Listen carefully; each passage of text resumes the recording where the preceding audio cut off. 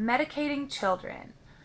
I was diagnosed with ADD and ADHD when I was younger, which I don't have now as an adult, so I don't really even know how to feel about that diagnosis. But they put me on medication when I was a kid. They had me on like Adderall for a time and Ritalin for a span of time, and I really didn't like it as a kid. Like I hated it. I felt like it made me feel like a zombie, and we used to have a lot of issues at school with them trying to get me to take my medicine because I would like spit it out at the water fountain and not tell anybody and stuff like that. Like I just hated it. I really hated taking it. And so I don't really know whether to say I'm for or against it because I'm sure that, like if it's something serious, like you have an epileptic, sorry, child or something like that, you know what I mean? Like they need a seizure medication or something. Like, yeah, sure, medicate your child, please.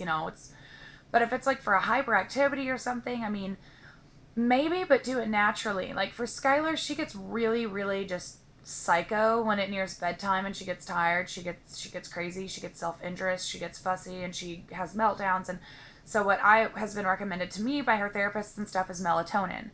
Melatonin is actually already naturally inside of your body, and it is naturally released by your body to make you sleepy or to calm you down.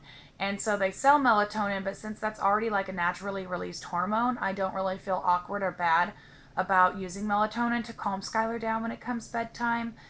We use the liquid melatonin, the droppers. It's like 1 milligram that she gets in her sippy cup. So it's not even enough to make her go to sleep. It's just enough to kind of center her and just kind of, do you know what I mean? Calm her down and get her ready for bedtime.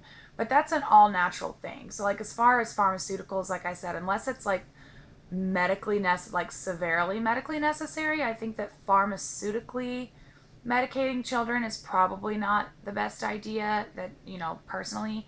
But then like I said, things like melatonin, something that's already naturally occurring in your body, I don't really think that that's that bad. So again, and I'm not bashing anybody that, if you do medicate your child, then you medicate your child. But I don't, and maybe that might change in a couple years, just like my opinions now have changed from 2 years ago. My opinion of that might drastically change in a couple of years, but as for now, I really don't foresee me putting Skylar on any kind of medication other than like the melatonin regimen that we do now.